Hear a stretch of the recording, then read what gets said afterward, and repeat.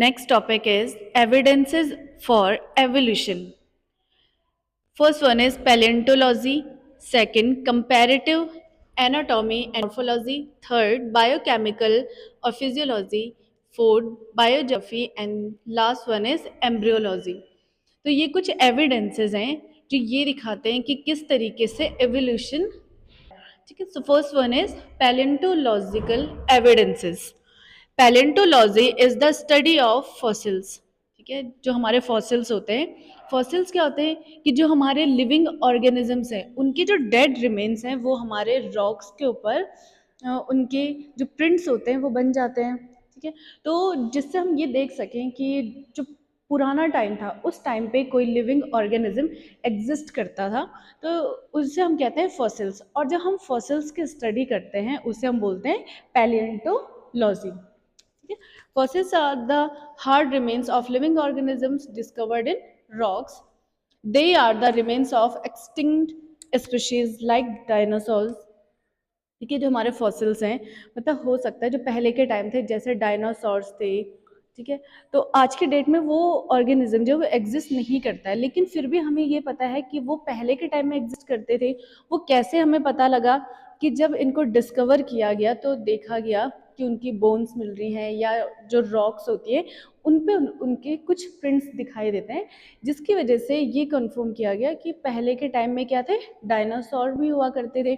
ऐसे आपकी बहुत सी स्पीशीज़ हो सकती है, प्लांट्स स्पीशीज़ हो सकती है जो पहले एग्जिस्ट करती थी बट आज के टाइम में हम उन्हें नहीं देख सकते हैं.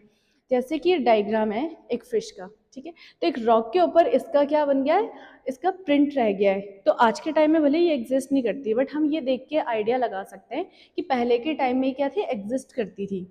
Now second is comparative morphology and anatomical evidences. Comparative morphology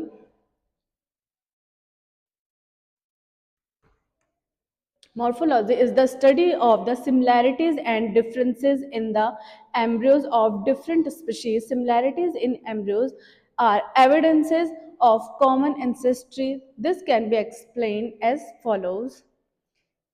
तो कंपैरेटिव मॉर्फोलॉजी में हम देखते हैं कि कौन से ऑर्गेनिजम्स हैं जिनके कॉमन एंसेस्टर्स थे. ठीक है, और टाइम के साथ जब वो रेडिएट हुए तो उनके अपने इन्वायरमेंट के अकॉर्डिंग उन्होंने अपने हैबिट्स को चेंज कर लिया.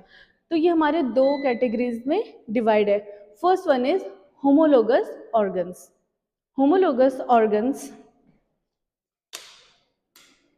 ठीक है, homologous organs, those organs that perform different function but have similar origin and structure are called homologous organs.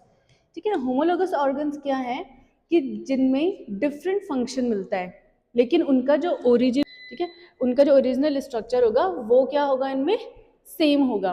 अब हम इसमें देखते हैं जैसे ह्यूमन हैंड, बैट का विंग हो गया, वेल हो गया और कैट, इन सब में हमारे पास अगर इनका इंटरनल स्ट्रक्चर देखा जाए तो बिल्कुल सिमिलर है. ठीक है, इनमें फेलेंजेस है, metacarpals, carpals, ulna, radius and humerus. सारे स्ट्रक्चर क्या है, सेम बोन्स देखने को मिल रही है, यानी कि इनका जो इंटरनल स्ट्रक्चर है वो क्या है, बिल्कुल सेम है, लेकिन इनका जो फंक्शन है वो डिफरेंट है. ह्यूमन हैंड क्या करेगा, किसी चीज़ को होल्ड करने में, खाने में डिफरेंट डिफरेंट फंक्शन परफॉर्म करेगा. बैट फ्लाई करने में हेल्प करेगा. वेल होगा वो क्या करेगा, स्विमिंग में हेल्प करेगा. और कैट होगा वो चलने में हेल्प करेगा. तो देख सकते हैं कि ये सब क्या है, डिफरेंट डिफरेंट फंक्शन परफॉर्म कर रहे हैं बट इंटरनल स्ट्रक्चर क्या है इनका, बिल्कुल सेम है. और इसको ही हम कहते हैं होमोलोगस ऑर्गन्स.